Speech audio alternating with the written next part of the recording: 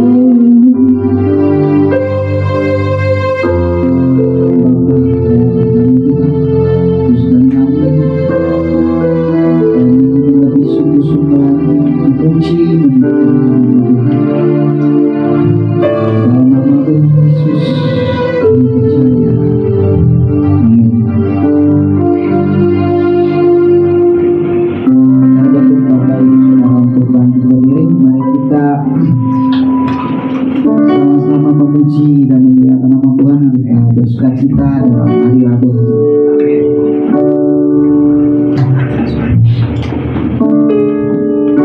Segala puji syukur.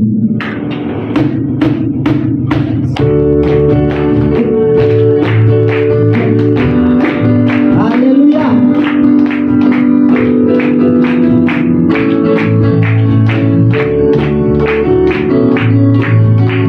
Segala puji syukur hanya bagi-Mu Tuhan. Sebab Kau yang layak dipuja. Kami Kau bersorak, tinggikan nama-Mu. Haleluya. Segala puji syukur. Segala puji syukur hanya bagi-Mu Tuhan. Sebab Kau yang layak dipuja. Kami Kau bersorak, tinggikan nama-Mu. Haleluya. Soraklah haleluya, soraklah haleluya, haleluya.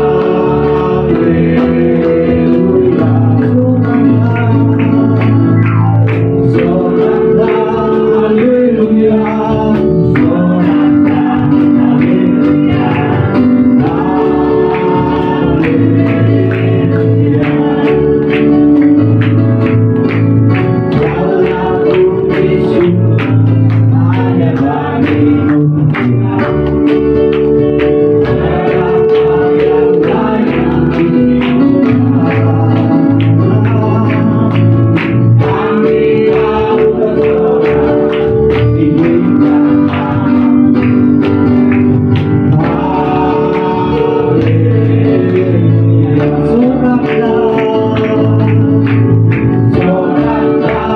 haleluya, soraklah haleluya, haleluya.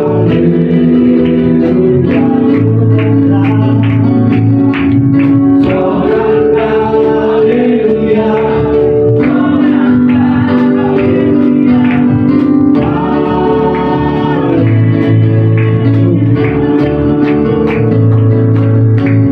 segala puji syukur hanya bagi-Mu Tuhan. Sebab Kau yang layak dipuja. Kami Kau bersorak, tinggikan nama-Mu.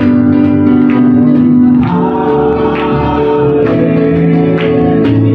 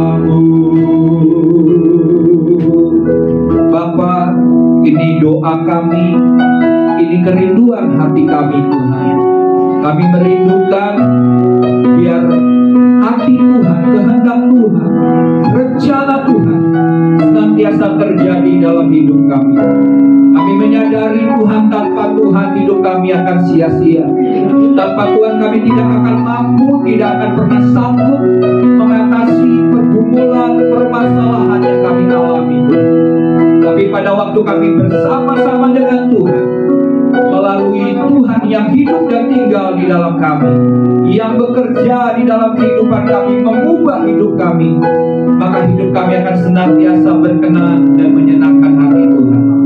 Pagi hari ini Tuhan, kami bukan sekedar beribadah, bahkan bukan sekedar untuk mencari berkat Tuhan, tapi kami mau mengenal hati Tuhan, mengenal kehendak Tuhan, mengenal kerinduan Tuhan yang Tuhan mau nyatakan bagi setiap kami yang saat ini beribadah Tuhan. Mari Roh Kudus urapi setiap kami, berikan kami hikmat, berikan kami pewahyuan, supaya kami semakin mengenal dan semakin berjalan bersama-sama dengan Tuhan. Bentuk hati kami Tuhan, supaya melalui kebenaran yang kami dengar, Engkau yang mencelikan mata roh kami, mata batin kami, untuk semakin menyadari Tuhan, bahwa kerinduan Tuhan, kami mau menjadi seperti Kristus. Terima kasih Tuhan, kami buka hati kami, dan hamba-Mu yang akan menyampaikan isi hati Tuhan. Mari Roh Kudus urapi, supaya apapun yang hamba-Mu katakan ini, semuanya berasal daripada kehendak Tuhan, sehingga nama Tuhan yang dipermuliakan. Kami mengikat semua pekerjaan kegelapan, semua intervensi iblis dalam bentuk apapun, kami ikat, kami patahkan, kami tolak dalam nama Tuhan Yesus Kristus. Biar kemuliaan Tuhan, kuasa Tuhan bekerja dengan tanpa batas di tengah-tengah kami. Berbicaralah ya Tuhan, sebab kami hamba-hamba-Mu siap mendengarkannya. Dalam nama Yesus, kita yang semua siap mendengarkan firman, bersama-sama katakan amin. Haleluya. Kemuliaan bagi Tuhan Yesus. Haleluya. Haleluya.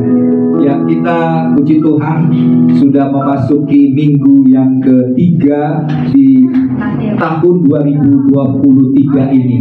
Ya, puji Tuhan, baru beberapa waktu lalu kita merayakan tahun baru, dan hari ini saya juga mengucapkan selamat tahun baru, Imlek bagi yang merayakannya. Ya, kita bersyukur bahwa di bulan Januari ini kita sudah mengalami tahun baru, ya, 2 kali.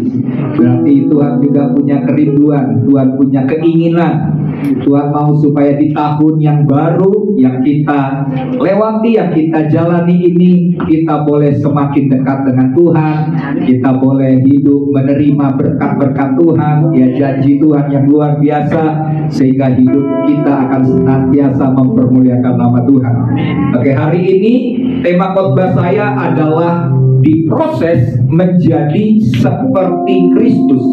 Saya ulangi, temanya adalah diproses menjadi seperti Kristus. Mari kita akan lihat firman Tuhan di dalam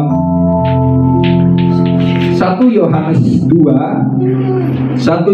2 ayat yang pertama sampai dengan ayat yang ke-6. Ya, Bapak Ibu Saudara, saya akan baca ayat yang pertama, nanti Bapak Ibu Saudara akan baca ayat yang kedua. Kita akan membaca sampai dengan ayat yang ke-6. Oke ya, sudah dapat, sudah bisa lihat juga di layar. Dari ayat pertama, judul perikopnya adalah Kristus Pengantara Kita. Anak-anakku, hal-hal ini kutuliskan kepada kamu, supaya kamu jangan berbuat dosa. Namun jika seorang berbuat dosa, kita mempunyai seorang pengantara pada Bapa, yaitu Yesus Kristus yang adil. Silakan ayat 2. Untuk segala dosa kita, dan bukan untuk dosa kita saja, tetapi juga untuk dosa seluruh dunia. Ayat 3.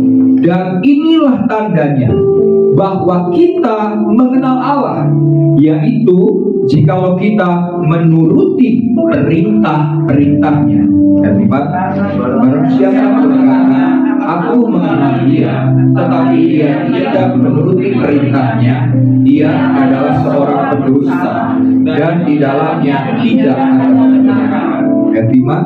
Tetapi barang siapa menuruti firman-Nya, di dalam orang itu sungguh sudah sempurna kasih Allah. Dengan itulah kita ketahui bahwa kita ada di dalam Dia. Ayat 6. Saudara mengatakan bahwa ia ada di dalam dia, ia wajib hidup sama seperti Kristus telah hidup. Bapak Ibu Saudara, kalau kita lihat ayat ini, Yohanes menuliskan bahwa kita sebagai orang percaya wajib hidup sebagaimana Kristus telah hidup. Jadi kerinduan Tuhan, keinginan hati Tuhan adalah bagi setiap kita untuk hidup sebagaimana Kristus telah hidup. Kristus adalah teladan kehidupan yang menjadi tujuan hidup bagi setiap orang Kristen. Ya. Nah, kalau kita kehilangan tujuan ini, maka kita tidak akan mencapai kerinduan Tuhan, tujuan Tuhan atas hidup kita sebagai orang percaya. Karena Yesus datang, selain dia menyatakan pribadi Bapa, karena Yesus berkata bahwa kalau kamu mau melihat Bapa di sorga, kamu lihat aku, kata Yesus ya. Tapi yang kedua, Yesus datang untuk membuat kita belajar meneladani sebuah hidup yang baru, yaitu kehidupan yang kekal di dalam Kristus. Dan kehidupan yang kekal di dalam Kristus itu adalah bagaimana kita menjalani hidup, meneladani hidup sebagaimana Kristus telah hidup. Jadi Yesus datang dengan sebuah tujuan. Ya, selain dia mati di atas kayu salib untuk menebus dosa-dosa kita, dia memberikan sebuah teladan hidup. Dan sebagai orang Kristen, kalau kita bilang, jadi tujuan hidup saya apa? Siapa yang saya perlu teladani? Kan kita sering kali bilang, oh saya teladani pendeta aja, karena pendeta kan hidupnya baik, hidupnya benar, hidupnya kudus. Tapi waktu kita lihat kelemahan dari sisi seorang pendeta, kita kecewa, kita marah.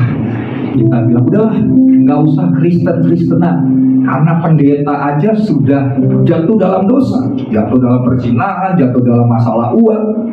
Udah, saya nggak mau jadi orang Kristen, karena sama aja orang Kristen sama dengan orang dunia. Lebih baik saya jadi orang dunia, yang penting hidup saya baik. Kita seringkali salah mengerti tentang hal itu. Padahal teladan hidup kita bukan pendeta, amin, bukan orang kudus, orang suci, atau dewa, atau siapapun enggak. Tapi Yesus memperkenalkan teladan itu menjadi manusia yang dikehendaki oleh Tuhan. Ya, jadi itulah yang menjadi tujuan. Jadi Tuhan menciptakan kita. Waktu dia menjadikan kita ciptaan yang baru, kita lahir kembali, lahir baru, kita punya tujuan hidup. Dan tujuan hidup kita adalah hidup dalam keserupaan dengan Kristus. Jadi pengejaran hidupmu adalah keserupaan dengan Kristus. Kalau kita tidak mengejar keserupaan dengan Kristus, maka yang akan terjadi adalah kita akan menjadi serupa dengan dunia. Ya, jadi ada dua pilihan. Kita mau serupa dengan dunia atau menjadi serupa dengan Kristus. Serupa dengan dunia ini keinginan iblis, kemauan iblis. Tapi serupa dengan Kristus adalah keinginan dan kerinduan dari Tuhan. Ya, jadi jelas Bapak Ibu Saudara ya. Jadi kita harus kejar keserupaan dengan Kristus. Kalau keserupaan dengan dunia, kita akan hidup dalam kedagingan, kita akan hidup dalam keduniawian. Tapi kalau kita mengejar keserupaan dengan Kristus, kita akan mencari kehendak Tuhan, kita mau memuliakan Tuhan, kita mau menyenangkan hati Tuhan, dan hidup kita akan terus menghasilkan buah-buah yang lebat, yang memberkati banyak orang. Ya, jadi Bapak Ibu Saudara, kita akan melihat bagaimana untuk dapat meneladani kehidupan Kristus. Karena itu adalah pengejaran hidup setiap orang Kristen. Dan sebagaimana Yesus dalam kehidupannya mengalami proses, demikian juga kita sebagai orang yang mau hidup dengan keserupaan seperti Kristus, kita pun mengalami proses. Karena Yesus berkata, kalau gurunya mengalami aniaya, murid-muridnya juga harus mengalami aniaya. Yesus mengalami penolakan, Yesus mengalami penderitaan, ya. Terus Yesus mengalami difitnah, dibenci, diperlakukan tidak baik. Demikian juga kita sebagai murid-muridnya, kita pun akan mengalami proses untuk pemurnian iman kita dan pembentukan karakter kita. Ini mengalami proses yang gak mudah. Ya, jadi Bapak Ibu Saudara, kalau kita bilang begini, Pak, kok semenjak saya jadi Kristen, kenapa jalan hidup saya makin sulit ya? Kayaknya masalah bertubi-tubi datang. Kok setiap kali saya ikut Tuhan, berkat Tuhan kayaknya sulit. Saya harus, kalau dulu waktu ikut dunia, saya segala-galanya gampang, segala-galanya enak. Tapi semenjak ikut Yesus, banyak masalah. Karena firman Tuhan berkata bahwa kemalangan orang benar itu banyak, tapi Tuhan meluputkan, maksudnya memampukan, memberikan kekuatan, ya. Jadi sekalipun kita harus ngalamin proses, sebagaimana Yesus juga mengalami proses dalam kehidupannya, untuk sampai rela dan taat mati di atas kayu salib. Dia mengalami proses, dia berbuat baik sepanjang hidupnya, dia menyembuhkan orang yang sakit, berkeliling, mengadakan mujizat, membangkitkan orang mati, tapi tetap orang mengatakan apa? Salibkan dia. Demikian juga kita, kalau kita baru ngalamin proses yang dikatakan kita udah berbuat baik, tapi orang terus menilai yang jahat kepada kita, ini belum seberapa dibandingkan apa yang Yesus alami di sepanjang hidup. Amin. Jadi Bapak Ibu Saudara harus tetap kuat, sekalipun harus mengalami proses yang berat, yang sulit, tapi Tuhan tidak pernah meninggalkan setiap kita. Amin. Karena untuk menjadi seperti Kristus, Tuhan harus memproses hidup. Proses itu lewat apa? Lewat masalah-masalah yang terjadi. Banyak masalah-masalah yang terjadi karena firman Tuhan berkata, Allah turut bekerja dalam segala sesuatu untuk mendatangkan kebaikan bagi orang-orang yang mengasihi Dia, yaitu orang-orang yang terpanggil sesuai dengan rencana Allah. Jadi nikmati proses, jangan protes, ya. Nikmati saja proses. Karena di balik proses itu, sekalipun mengalami penderitaan yang berat, ada kemuliaan yang Tuhan sediakan bagi setiap anak-anaknya. Nah, kalau kita mau belajar hidup serupa dengan Kristus, karena Dia adalah Allah, Dia adalah Tuhan kita, maka seharusnya kalau kita ini adalah anak-anak Allah, kita adalah anak-anak Tuhan, seharusnya kan kita punya karakter, kita punya sifat, kita punya kepribadian mirip dengan Allah kita, amin, dengan Tuhan kita, amin. Kan ada istilah katakan buah itu tidak pernah jauh dari pohonnya, selain pohon itu ada di atas jurang, ya kan? Kalau di jurang kan buahnya bukan dekat, malah jauh, ya kan, sampai ke dalam. Tapi buah dimanapun tidak pernah jatuh dari pohonnya. Demikian juga kita sebagai anak-anak Allah, kita punya karakter Kristus, kita punya attitude seperti Kristus, kita punya kepribadian seperti Kristus. Kalau enggak, jangan-jangan kita bukan anak Allah, kita anak tetangga, gitu ya. Jadi Bapak Ibu Saudara, mari sekalipun kita mengalami proses, Yesus dalam pelayanannya mengalami banyak hal, bahkan Dia berusaha untuk disingkirkan oleh banyak orang, tapi Yesus tetap menjalani proses dalam hidupannya sampai Dia mati di atas kayu salib. Karena itulah tujuan hidupnya, Dia datang ke dalam dunia untuk menebusan dosa umat manusia. Oleh sebab itu, mari kita akan lihat hal apa saja yang dapat kita teladani dari kehidupan Yesus, ya, atau proses yang harus kita lewati untuk menjadi serupa seperti Kristus. Nah, Amin. Bapak Ibu Saudara siap? Amin. Ya, kita akan lihat firman Tuhan apa saja proses yang harus kita lewati untuk menjadi serupa seperti Kristus. Yang pertama adalah melawan kuasa dosa.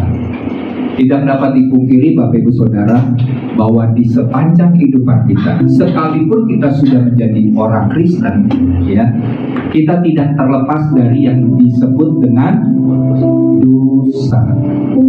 Ya. Jadi bukan berarti kalau kita sudah lahir baru, kita sudah percaya kepada Yesus, maka kita tidak akan bisa jatuh ke dalam dosa. Kita masih bisa jatuh ke dalam dosa. Ya. Jadi dalam ayat ini Yohanes, mari kita baca ayatnya terlebih dahulu, yaitu dalam 1 Yohanes 2 ayat 1 sampai 2. Yohanes berkata begini, anak-anakku, hal-hal ini kutuliskan kepada kamu, supaya kamu jangan berbuat dosa. Namun jika seorang berbuat dosa, kita mempunyai seorang pengantara pada Bapa, yaitu Yesus Kristus yang adil. Ya, ada kata-kata yang adil. Dan ia adalah pendamaian untuk segala dosa kita, dan bukan untuk dosa kita saja, tetapi juga untuk dosa seluruh dunia. Jadi di sini Yohanes menuliskan kepada pembaca yang membaca suratnya. Yohanes berkata bahwa jangan kamu berbuat dosa. Ya, karena kenapa? Karena kita sekalipun sebagai orang Kristen sudah melayani, sudah pintar berkhotbah, sudah pintar WL, sudah berbuat hal-hal yang memuliakan Tuhan dari setiap hari kita pelayanan, tapi kita masih bisa jatuh ke dalam dosa. Seakan-akan dari ayat ini kan di dalam ayat yang sebelumnya Yesus berkata begini, bahwa kamu tidak lagi dapat berbuat dosa. Tapi kenyataannya dalam kehidupan kita masih bisa berbuat dosa. Jadi seakan-akan paradoks antara, kan firman Tuhan berkata bahwa kita tidak akan bisa berbuat dosa lagi, tapi di satu sisi kita masih berbuat dosa. Ya, tapi sebenarnya nggak paradoks. Melalui kitab ini, melalui ayat ini, Yohanes mengatakan jangan berbuat dosa lagi. Jadi kalaupun kita berbuat dosa, ingat apa yang harus kita lakukan. Yang kita lakukan adalah pertama, mengakui dosa kita. Dan setelah kita mengakui dosa, kita meninggalkan dosa kita. Jangan setelah kita mengakui, besok kita buat dosa itu lagi. Terus akui lagi.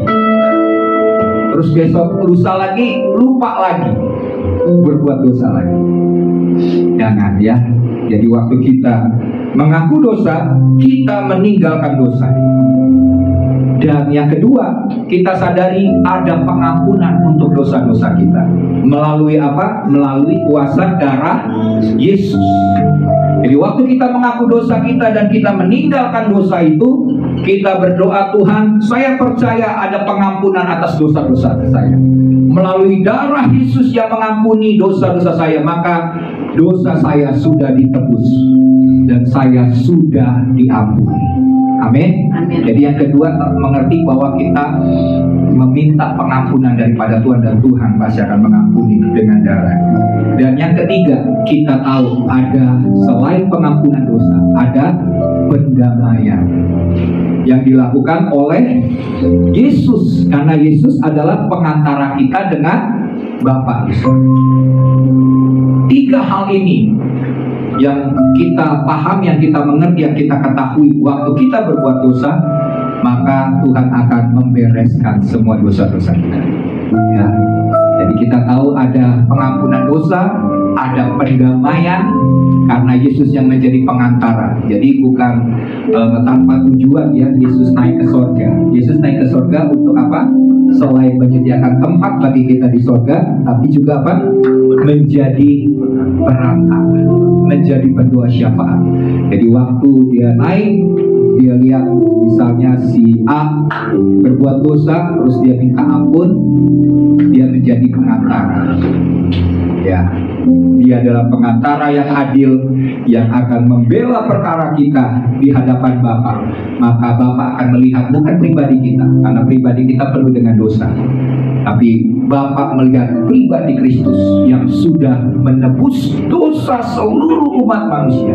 Jadi Bapa melihat Yesus, dan melalui hal itu dosa kita diampuni dan kita mendapatkan pendamaian dengan Tuhan. Ya, nah, jadi hidup kita ya sudah terbebas. Dengan kata lain, kita sebenarnya sudah merdeka dari dosa. Dosa tidak lagi berkuasa atas hidup kita, karena Yesus yang menjadi jaminan. Dia sudah menebus, dia sudah menjadi pendamai atas hidup kita. Maka kita akan mampu menyalibkan keinginan daging. Ya, kita juga mampu meninggalkan manusia lama kita, dan kita belajar untuk menjalani kehidupan sebagai manusia yang baru di dalam Kristus.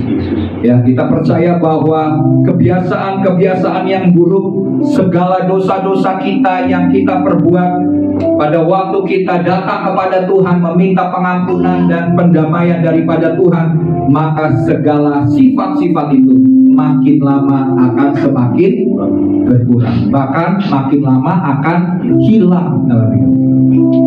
Ya, butuh proses. Yang tadinya kita hidup dalam hawa nafsu, kita punya sikap benci, kita punya sikap pemarah, kita punya sikap iri hati, sombong. Kita seringkali juga melakukan perbuatan-perbuatan, kebiasaan-kebiasaan yang gak baik. Contohnya rokok misalnya gitu ya, berjudi dan lain sebagainya. Kita mulai tinggalkan kebiasaan-kebiasaan yang buruk, segala dosa kita. Saya waktu itu cerita sama ada satu ya masih ya keluarga lah saya sebut. Jadi waktu biasanya nih ya, kan tetanggaan itu kan kadang-kadang ada aja gitu ya, cari-cari masalah gitu. Jadi waktu ini keluarga ini ngomongin, diteriakin gitu ya. Ini bukan peristiwa yang pertama, tapi udah peristiwa yang ketiga dan kesekian kali. Jadi mancing amarah. Nah, waktu yang lalu anak Tuhan ini balas.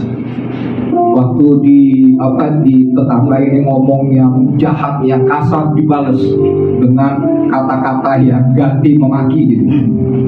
Tapi setelah peristiwa berulang-ulang ini terjadi, tadinya dia bisa aja dia marah gitu ya, dia terpancing seperti yang dulu.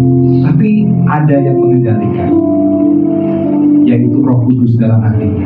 Roh Kudus bilang, tenang, jangan terpancing marah, tetap aja bersikap baik. Jadi waktu peristiwa itu terjadi, dia nggak membalas sebagaimana dahulu sifat yang lama, tapi dia sudah punya sifat yang baru karena manusia yang baru itu ada dalam diri. Nah, demikian juga kita. Kalau kita mau melihat apakah kita sudah mengalami perubahan yang baik dalam hidup kita, waktu ada masalah, ada orang yang mancing marah kepada kita, apakah kita bereaksi ikutan marah, terpancing, atau kita bisa lebih tenang, kita lebih bisa mengendalikan diri kita, menguasai diri kita. Kalau kita sudah bisa mengendalikan dan menguasai diri kita, itu bukti bahwa kita sudah mulai mengalami perubahan. Jadi kita perlu berubah, tapi bukan berubah menjadi semakin jahat, semakin negatif, semakin buruk. Kita harus berubah semakin baik, semakin bersikap positif. Ya. Nah, jadi di sini kita lihat bahwa Tuhan memampukan kita untuk dapat melawan kuasa dosa, menaklukkan kuasa dosa. Jadi ada hal-hal yang lama yang harus kita tinggalkan, ada hal-hal yang lama yang harus kita buang, tapi ada hal-hal yang baru yang harus kita lakukan dan kita kerjakan dalam kehidupan kita. Roma 8 ayat 13 sampai 14. Kita akan baca ayat ini. Roma pasal yang ke-8 ayat 13 sampai dengan ayat yang ke-14. Firman Tuhan berkata begini: sebab jika kamu hidup menurut daging, kamu akan mati. Tetapi jika oleh Roh kamu mematikan perbuatan-perbuatan tubuhmu, kamu akan hidup. Semua orang yang dipimpin Roh Allah adalah anak Allah. Jadi untuk melihat apakah kita ini sudah menjadi anak Allah dalam sikap, dalam perbuatan, dalam perkataan, adalah firman Tuhan katakan waktu kita mau dipimpin oleh Roh Allah. Waktu kita dipimpin oleh Roh Allah, maka kita akan hidup dalam kehidupan yang baru ini. Tapi kalau kita hidup menurut daging, maka kita akan mati. Ya. Dan oleh Roh Kudus itu kita mampu mematikan perbuatan-perbuatan dalam tubuh kita. Nah, seringkali kita berpikir gini, jangan tertipu ya Bapak Ibu Saudara jemaat Tuhan. Seringkali ini kita, misalnya iblis mendakwa kita. Iblis bilang gini, waktu kita marah, terus iblis akan bisikin di telinga kita, dia bilang gini, tuh kan dasar kamu itu pemarah. Sikapmu itu pemarah. Udah, kamu gak bisa lepas dari sikap marahmu. Emang dasarnya dari kecil itu kamu punya sikap pemarah. Dan waktu kita dengar perkataan iblis itu, kita menyatakan diri kita sebagai seorang pemarah. Ya inilah saya, apa adanya saya. Saya ini kalau disenggol bacok, ya kan, senggol bacok. Ada yang cari perkara, wah saya langsung darahnya ini darah panas, saya langsung marah, saya langsung bisa ambil golok, saya langsung bisa tikam dia gitu misalnya begitu. Nah ini bukan sikap kita sebenarnya. Sikap kita itu waktu di dalam Kristus kita tidak lagi punya sikap pemarah. Misalnya, udah Pak, saya ini sudah berulang kali minta ampun sama Tuhan, saya sudah berdoa, tapi kenapa ya keinginan untuk berzina itu seringkali timbul, dan saya jatuh lagi dalam dosa berzina. Terus akhirnya iblis sudah bilang ini kepada diri kita, iya memang dasar kamu itu adalah zina, turunanmu dari zaman dahulu adalah perzinahan, jadi kamu gak bisa lepas dari dosa perzinahan. Itu sudah jadi karaktermu. Jangan ditipu oleh tipu muslihat iblis. Amin. Itu adalah manusia lama kita. Makanya dikatakan, tetapi jika oleh Roh kamu mematikan perbuatan-perbuatan tubuh. Jadi ada yang kira-kira begini ya, saya sebutkan begini. Ada memang ikatan yang harus kita lepaskan dengan doa pelepasan. Misalnya dalam nama Yesus aku putuskan segala kutuk, misalnya kutuk keturunan dalam hal apa? Dalam hal perzinahan, dalam hal penyembahan berhala, atau dalam hal dosa-dosa, kebiasaan-kebiasaan yang buruk. Nah, waktu kita ikat, kita patahkan, kita hancurkan, dan kita perintahkan pergi dari kehidupan kita, maka roh itu sudah pergi. Tapi Bapak Ibu Saudara yang harus kita mengerti, kenapa keinginan-keinginan itu sering kali timbul? Keinginan-keinginan itu timbul karena kenapa? Karena itu sudah tertanam sudah terekam dalam tubuh kita, tubuh daging kita ini, daging yang sudah berdosa ini. Itu yang seringkali terekam dan timbul.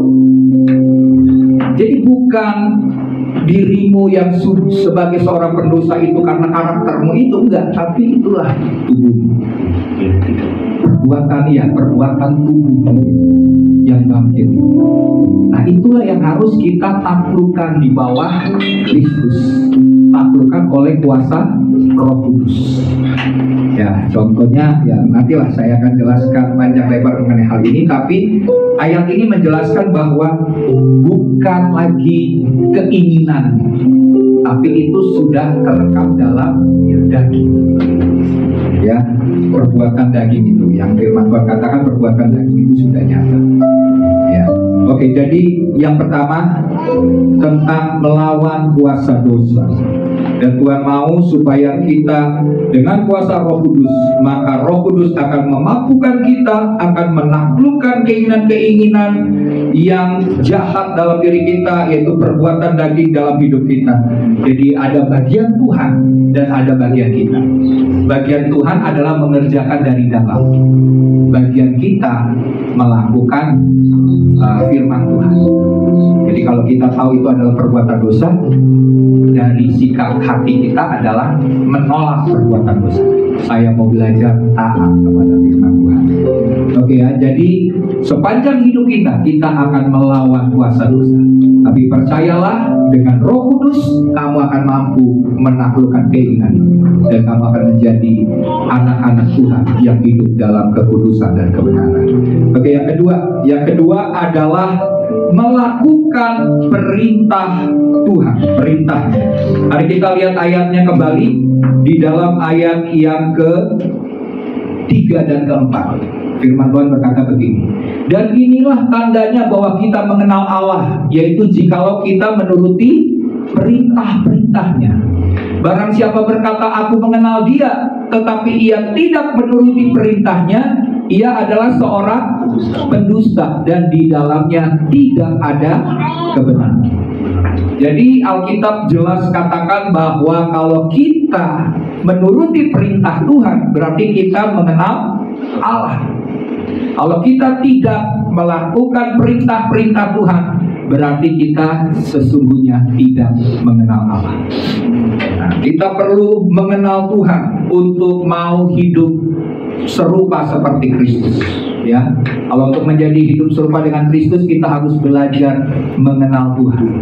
Dan jalan untuk mengenal Tuhan adalah menuruti perintah-perintahnya. Ya, orang Kristen yang menuruti dan melakukan perintah-perintahnya menunjukkan bukti bahwa mereka mengenal Tuhan.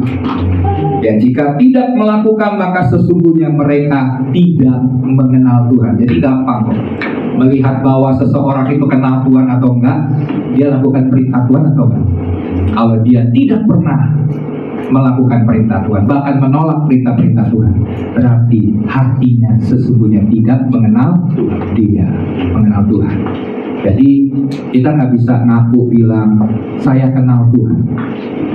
Jangan-jangan kita hanya tahu Tuhan, tapi tidak kenal Tuhan. Bahkan Tuhan tidak kenal kita, karena kita tidak pernah menuruti perintah-perintahnya. Sama seperti perbedaan antara kenal Pak Jokowi dengan tahu Pak Jokowi. Kebanyakan kita kan tahu ya, Pak Jokowi itu adalah presiden kita. Tapi untuk kenal, belum tentu. Kenal itu berarti kita bisa hidup bersama-sama dengan dia. Kita tahu apa yang merupakan keinginan dia, apa sarapannya pagi-pagi, makan siangnya apa. Itu baru namanya kenal. Ya, banyak kan kita seringkali mengaku kenal Tuhan, tapi sesungguhnya kita nggak kenal siapa Tuhan kita. Dan cara untuk membuat kita semakin kenal dengan Tuhan adalah menuruti perintahnya. Ya, kita tidak dapat menjadi seperti Kristus jika kita tidak melakukan perintahnya dan mengenal Tuhan Yesus. Yesus melakukan perintah Bapa. Dalam mari kita lihat Yohanes 14 ayat 31. Kita baca Yohanes 14 ayat 31. Yesus berkata begini, tetapi supaya dunia tahu bahwa aku mengasihi Bapa dan bahwa aku melakukan segala sesuatu seperti yang diperintahkan Bapa kepadaku, bangunlah, marilah kita pergi dari sini. Jadi Yesus berkata bahwa Yesus melakukan segala sesuatu yang diperintahkan oleh Bapa. Yesus taat melakukan apapun yang Bapa perintahkan untuk dikerjakan. Demikian juga kita, kalau kita mau hidup serupa dengan Kristus, kita pun harus melakukan segala perintah Tuhan. Apa yang boleh, apa yang tak boleh, mana yang merupakan kehendak Tuhan dan yang bukan kehendak Tuhan, kita mampu membedakan. Kalau kita belum bisa membedakan mana kehendak Allah, ya, karena kehendak Allah itu kan di dalam Roma 12 ayat 1 dan 2 berkata, kehendak Allah itu apa yang baik, yang berkenan, dan yang sempurna. Jadi kehendak Tuhan itu ada level-levelnya Bapak Ibu Saudara. Bukan cuma perkara boleh nggak boleh, atau dilarang atau boleh, bukan. Nah, kita kan kadang-kadang sebagai orang Kristen baru sampai kepada ini boleh atau nggak boleh Tuhan?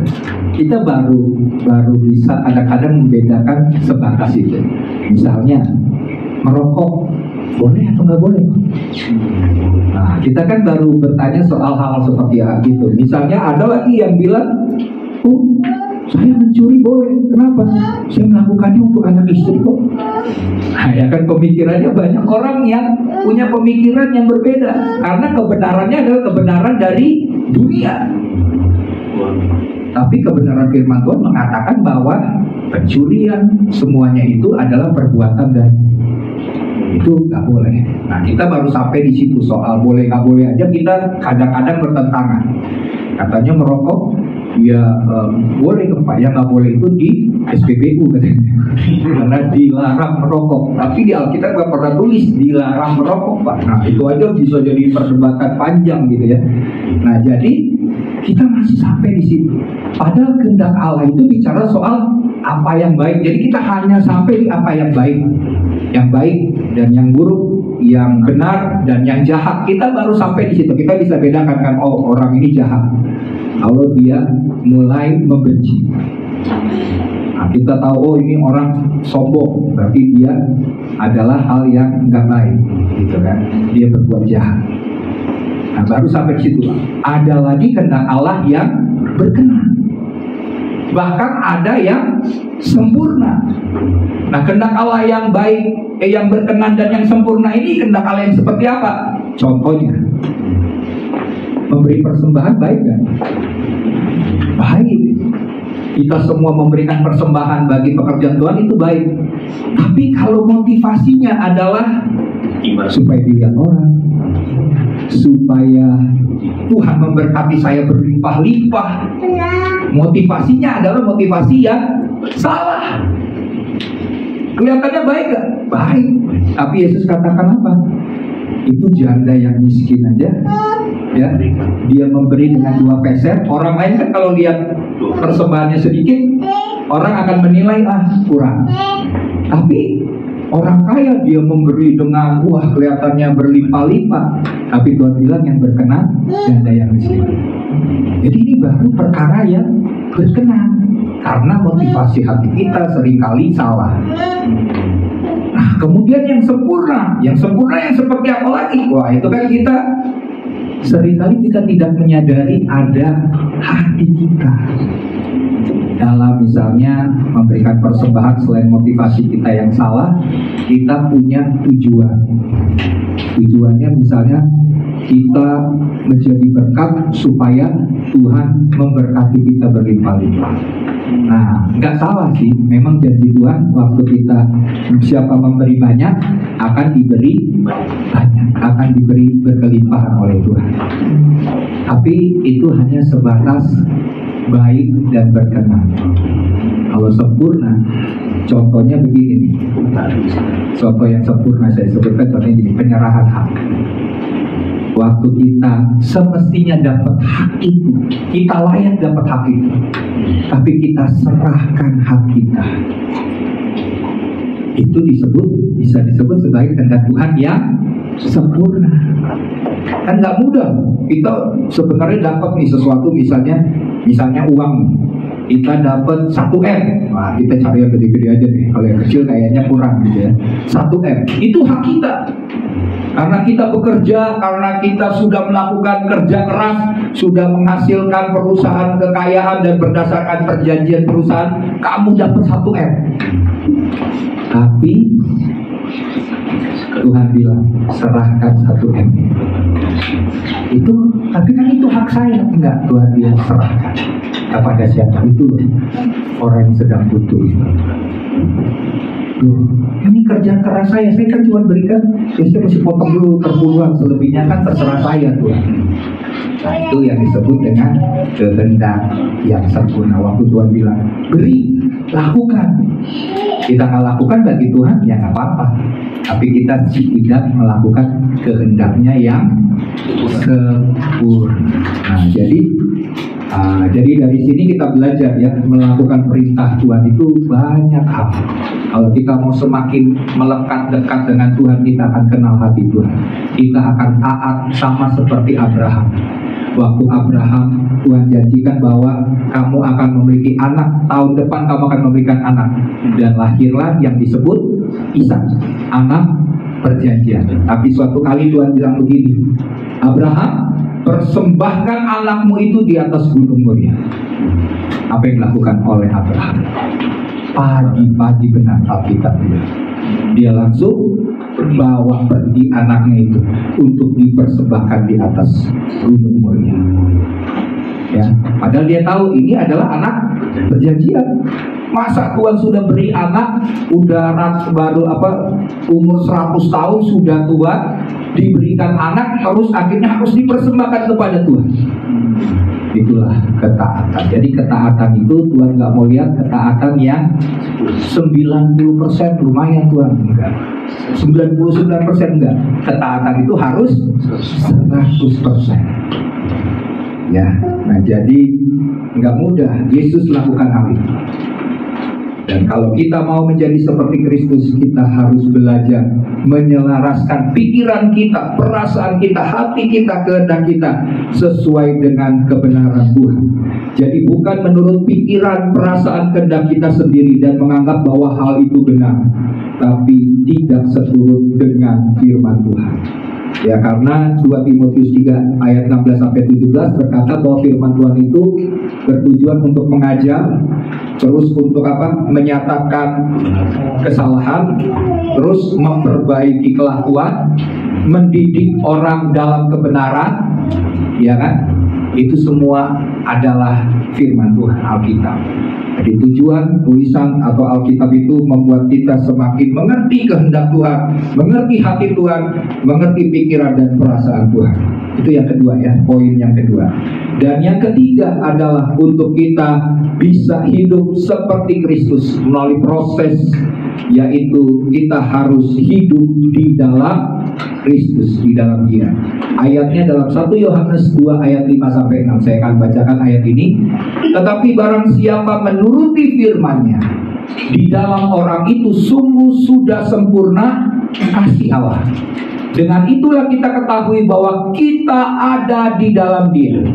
Barang siapa mengatakan bahwa ia ada di dalam Dia, ia wajib hidup sama seperti Kristus telah hidup. Jadi di sini hidup dalam Kristus itu berarti, saya singkat saja, menyerahkan hidup sepenuhnya untuk memenuhi panggilan Tuhan.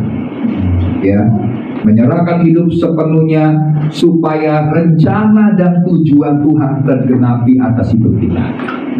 Hidup di dalam Tuhan itu seperti itu, karena Kristus menjalani hidup untuk menyelesaikan pekerjaannya. Karena firman Tuhan berkata, Yesus berkata, makananku ialah melakukan kehendak Bapa dan menyelesaikan pekerjaan. Demikian juga kita. Setiap kita punya tugas, setiap kita punya tujuan. Ya, jangan mungkin kita bilang terus, saya dipanggil khusus apa dong Tuhan? Kalau Pak Pendeta udah tahu lah dipanggil jadi gembala. Terus saya kan nih belum tentu jadi gembala. Terus apa tujuan saya di dalam hidup saya untuk saya genapi dan saya selesaikan sesuai dengan rencana Tuhan? Mulai dengan hal yang sederhana, ya, yaitu di dalam Matius pasal 25 perumpamaan tentang talenta. Tuh ya, ada yang diberikan berapa? 1, ada yang diberikan berapa? 2, dan ada yang diberikan 5. Jadi mulailah dengan talenta, mulailah dengan karunia, mulailah dengan apa yang Tuhan sudah berikan dalam hidup.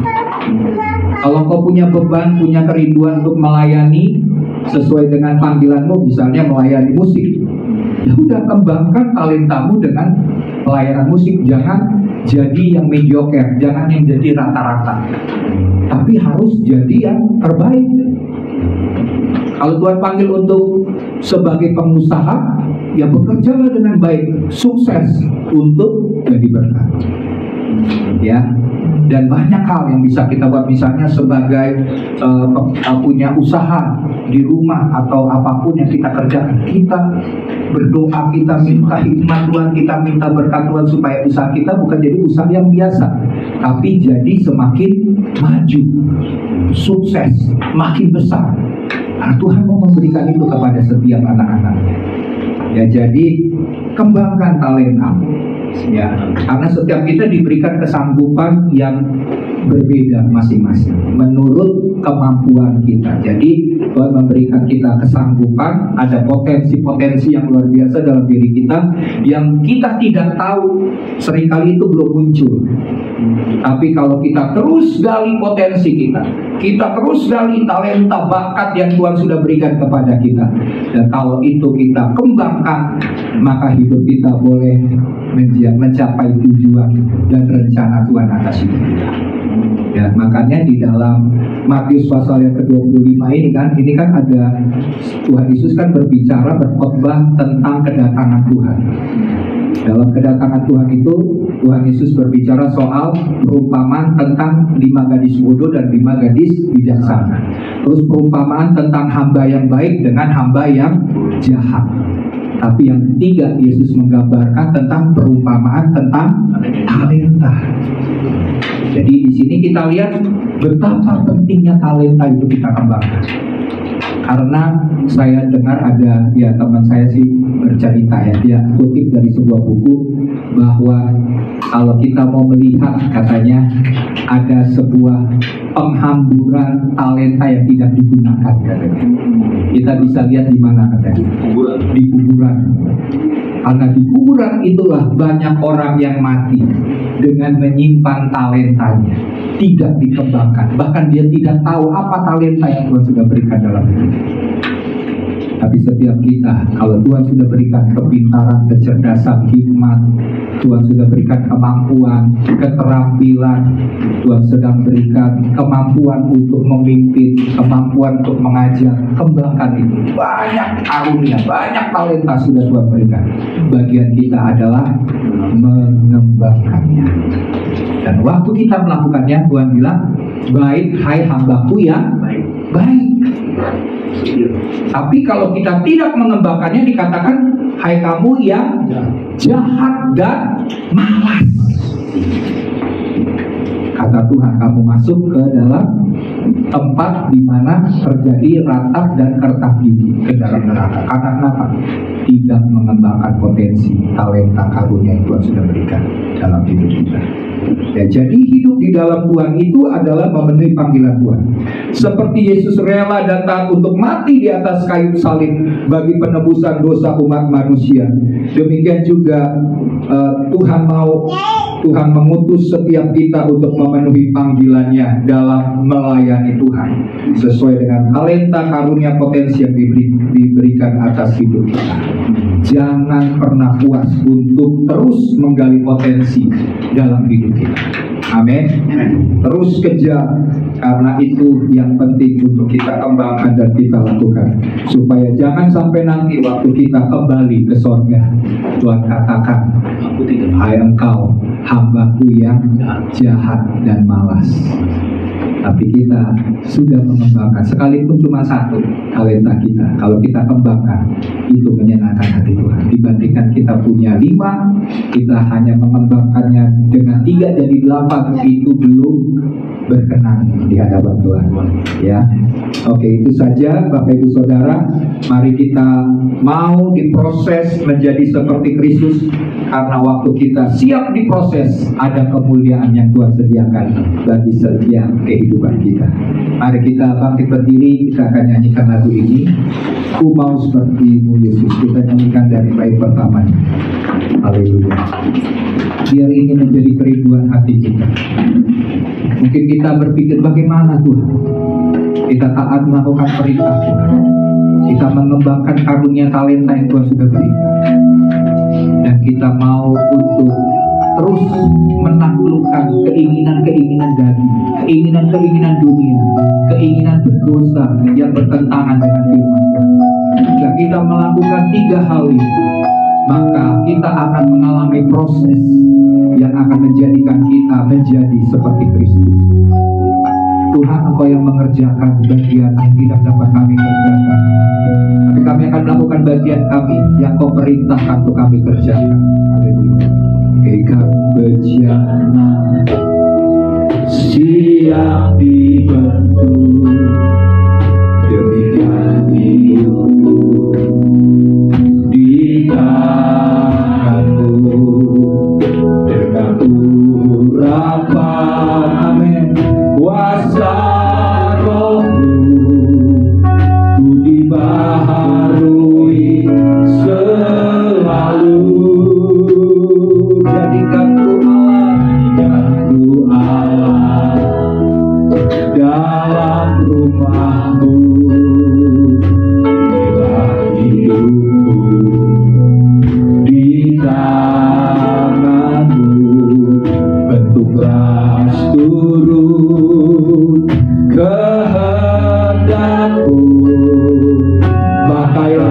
sesuai rencana-Mu. Ku mau seperti-Mu, mau seperti-Mu Yesus, disempurnakan selalu dalam setiap jalanku, memuliakan Nama. Mari angkat tanganmu, ku mau seperti-Mu. Ya Tuhan, berikan kerinduan itu, kerinduan hati-Mu Tuhan, untuk hidup menjadi seperti Kristus. Keserupaan dengan Kristus yang menjadi tujuan hidup kami Tuhan. Dalam setiap jalanku, memuliakan Katakan, ku mau seperti-Mu, mau seperti-Mu Yesus, disempurnakan. Amin Tuhan, sempurnakan selalu dalam setiap jalanku, memuliakan Nama-Mu. Biarkan musik tetap mengalun. Jika Bapak Ibu Saudara saat ini mendengar firman itu, bahwa di sepanjang kehidupan kita tidak terlepas dari masalah-masalah. Kita tidak terlepas dari pergumulan demi pergumulan. Kadang-kadang pergumulan dan masalah itu Tuhan izinkan untuk memproses hidup kita, sehingga iman kita akan menjadi semakin murni, sehingga karakter kita semakin dibentuk menjadi karakter seperti Kristus. Dan jika engkau berpikir hari-hari ini ada kecenderungan dosa dalam hidup, engkau senantiasa melakukan dosa yang sama, yang seringkali membuat engkau jatuh dan tidak menyenangkan hati Tuhan. Jika ada pergumulan masalah-masalah dosa, dengarlah firman Tuhan yang kita sudah dengar hari ini, bahwa Tuhan telah memberikan kita kuasa untuk menaklukkan keinginan berdosa itu. Karena kuasa Roh Kudus yang ada dalam diri kita akan mengerjakan hal-hal yang baik dalam kehidupan kita. Dan bagian kita, jika ada dosa, mari kita mau datang kepada Tuhan. Kita mau bawa perkara ini di hadapan Tuhan.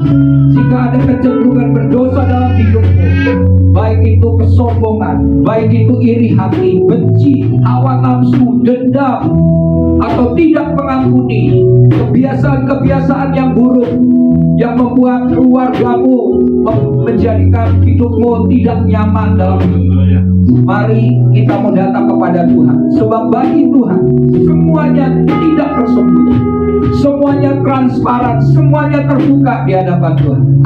Mari datang di hadapan Tuhan, akui di hadapan Tuhan, dan minta Tuhan untuk mengangkat setiap kecenderungan berdosa, perbuatan-perbuatan dalam daging kita yang terekam dari dalam tubuh kita, yang seringkali muncul, yang dimunculkan oleh kegelapan untuk membuat kita senantiasa hidup dalam kelemahan. Hari ini, jika ada masalah-masalah itu dalam hatimu, dalam hidupmu, mari serahkan ke dalam tangan Tuhan. Saya akan berdoa secara khusus, dan tidak akan menumpahkan tangan, tetapi saya akan menopang, saya akan membantu untuk dosa-dosa, perkara-perkara dosa itu, supaya Tuhan angkat dalam hidup. Bapak, hamba sepakat berdoa. Jika ada permasalahan-permasalahan dalam hidup dari anak-anakmu yang mau mengejar keserupaan dengan Kristus, karena itulah tujuan yang Tuhan inginkan ada dalam hidup kami. Tuhan tidak menginginkan keberdosaan, kecenderungan berdosa itu ada dalam hati, ada dalam pikiran, ada dalam hidup kami. Saat ini juga Bapak, hamba sepakat berdoa dalam nama Tuhan Yesus Kristus. Tuhan cabut semua keinginan-keinginan berdosa itu. Dalam nama Tuhan Yesus Kristus, Tuhan bebaskan, lepaskan Tuhan dalam nama Yesus Kristus. Biarlah terjadi kelepasan, kemerdekaan dari segala hal yang berdosa dalam hidup kami. sehingga kami akan mampu mengatasi segala pergumulan kami, dan kami memiliki sikap hati yang benar di hadapan Tuhan. Dan selanjutnya ya Tuhan, kami mau menuruti perintah-perintah Tuhan. Tolong setiap kami ya Roh Kudus, mampukan setiap kami untuk melakukan bagian kami mengikuti firman Tuhan. Karena itulah bukti bahwa kami mengenal Tuhan pada saat kami menuruti firman. Hamba percaya ya Tuhan, Engkau akan mengerjakan jauh lebih baik dari apa yang dapat kami doakan dan apa yang dapat kami pikirkan. Karena kuasa Roh Kudus yang ada di tengah-tengah kami, Roh Kudus yang akan bekerja menyempurnakan kehidupan kami. Dan hamba berdoa Tuhan bagi seluruh jemaat Tuhan yang hadir saat ini, baik yang onsite maupun yang online. Hamba berdoa dalam nama Yesus Kristus, tidak ada satupun Tuhan dari jemaat-Mu Tuhan yang mengejar keserupaan dengan dunia, tapi biarlah kami semua mengejar keserupaan dengan Kristus. Karena untuk itulah Engkau telah memanggil kami menjadi tujuan hidup kami. Terima kasih Bapa, bagi mula segala pujian, hormat, kemuliaan hanya di dalam nama Tuhan Yesus Kristus. Kita semua yang sudah diberkati Tuhan bersama-sama katakan amin. Silakan duduk. Tuhan Yesus berkati.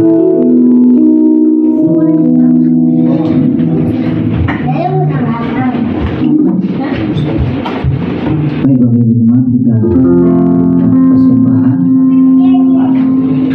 Mari kita menghadap Tuhan doa. Bapa, kami akan memberikan sedikit persembahan Tuhan. Berkati kami Bapa, persembahan kami berguna untuk memuliakan nama Tuhan. Dalam nama Tuhan Yesus Kristus kami berdoa. Haleluya, haleluya. Amin. Tuhan Yesus baik.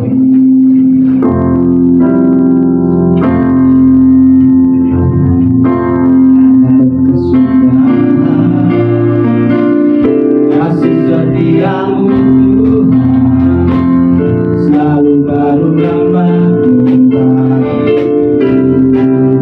Mari berdoa. Hari berganti hari,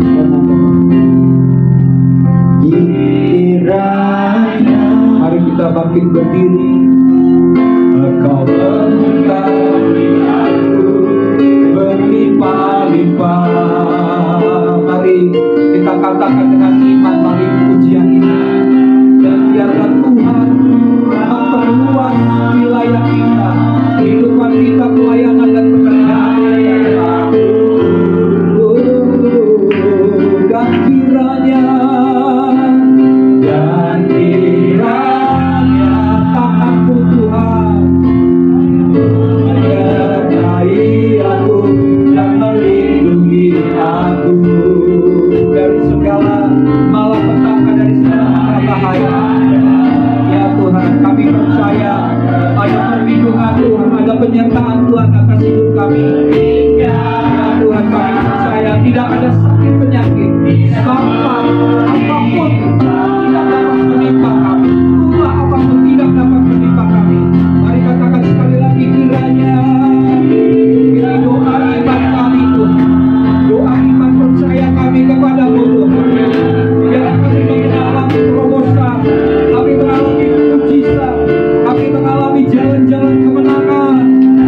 Ya Tuhan, Ora Syakaralaya Sikaralaya Namaya, Ora Sikaralaya Namaya Namaya. Oh, dan kiranya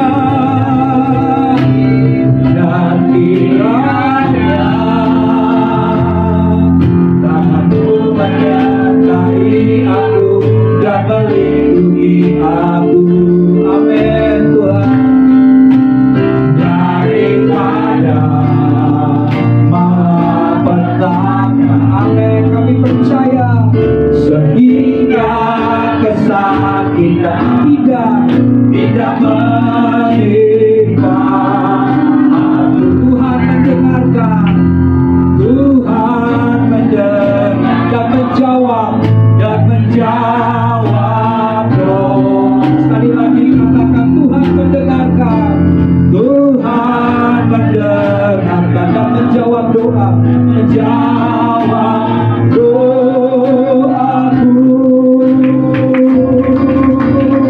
Haleluya, katakan haleluya, haleluya, haleluya. Kami percaya Tuhan, perkataan kami, iman kami Tuhan perhitungkan sebagai sebuah kebenaran. Hari ini Tuhan, kami percaya mereka yang sakit Tuhan sudah sembuhkan. Mereka yang sedang berbeban berat, bergumul dalam pergumulan yang berat, Tuhan bebaskan dan Tuhan lepaskan. Jika saat ini kau membutuhkan penyertaan Tuhan, perlindungan Tuhan, pemeliharaan Tuhan, Tuhan melimpahi engkau dengan segala berkat. Sebab Dia adalah Jehovah Jireh, Dia adalah Jehovah Rafa, Dia adalah Tuhan yang senantiasa memimpin langkah-langkah kehidupan, sehingga kakimu tidak akan terantuk kepada batu. Maka jika kau jatuh, tangan Tuhan akan senantiasa mengangkat engkau dan membawa engkau tetap tegak untuk berjalan bersama-sama dengan Tuhan dalam jalan-jalan kemenangannya. Terima kasih Bapa, segala janji-janji Tuhan kami terima Tuhan, karena Engkau Bapa yang baik Tuhan. Dan sebab itu saat ini kami berdoa Tuhan, bagi bangsa dan negeri kami di mana kami tinggal Tuhan. Sebab Engkau berkata kesejahteraan negeri kami adalah kesejahteraan kami juga. Dan sebab itu kami berdoa Tuhan, biar Tuhan menganugerahkan keamanan atas negeri kami. Kami minta darah Yesus senantiasa membungkus negeri kami. Kami bawa Indonesia dari Sabang sampai Merauke, dari Pulau Miangas sampai dengan Pulau Rote. Tuhan tutup bungkus dengan kuasa darah Yesus. Tuhan luputkan dari semua hal yang jahat yang dirancangkan iblis. Kami tolak segala wabah sakit penyakit. Kami tolak wabah kelaparan dalam nama Yesus. Kami tolak resesi. Kami tolak krisis yang sedang melanda bangsa-bangsa, baik krisis ekonomi atau krisis apapun Tuhan, dalam nama Tuhan Yesus.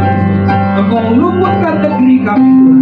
Biarlah Mazmur 91 menjadi bagian daripada negeri kami Indonesia Tuhan.